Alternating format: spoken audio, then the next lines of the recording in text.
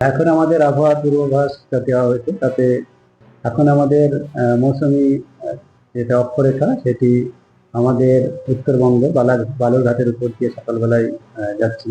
তাছাড়া আমাদের পূর্ব বাংলাদেশ, উত্তর পূর্ব বাংলাদেশের কাছে একটা ঘূর্ণাবর্ত রয়েছে।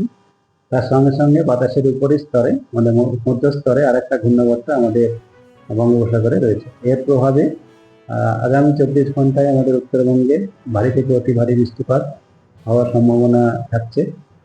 আর দক্ষিণবঙ্গে 24 ঘন্টা পরে উত্তরবঙ্গের ক্ষেত্রে বৃষ্টির তীব্রতা কিছুটা কমবে, তবে আগামীকাল 14-15 তারিখেও এক দু জায়গায় ভারী বৃষ্টিপাত হতে পারে। তারপরে দুদিন আবার ভারী বৃষ্টিপাতের কোনো সতর্কতা উত্তরবঙ্গের জন্য নেই।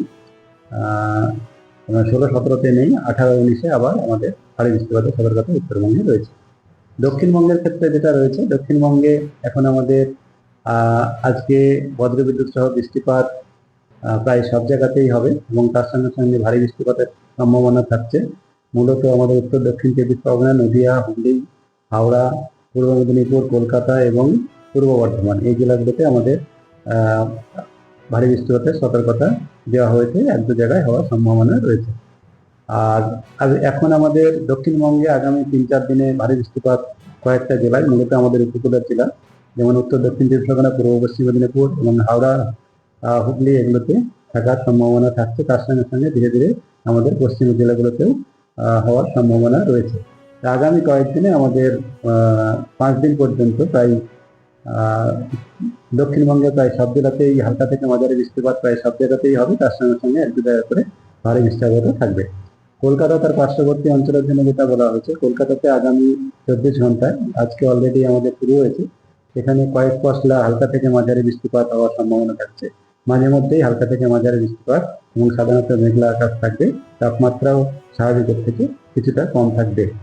আর 24 ঘন্টা পরে বৃষ্টিপাত থাকবে, তবে তীব্রতা হয়তো কিছুটা আমাদের কালকে দুপুরের পরে হয়তো কিছুটা কমবে।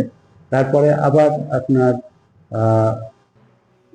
3-4 তারিখ নাগাদ বা তারপরের দিন থেকে কিছুটা বাড়তে পারে। সেক্ষেত্রে কলকাতাতেও আগামী 5 দিন পর্যন্তই বৃষ্টিপাত 1-2 পশলা করে হবে, তবে আগামী 24 ঘন্টায় বেশ কয়েক পশলা হওয়ার সম্ভাবনা রয়েছে।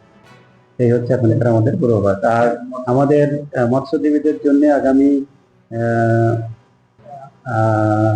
17 তারিখ থেকে 17 থেকে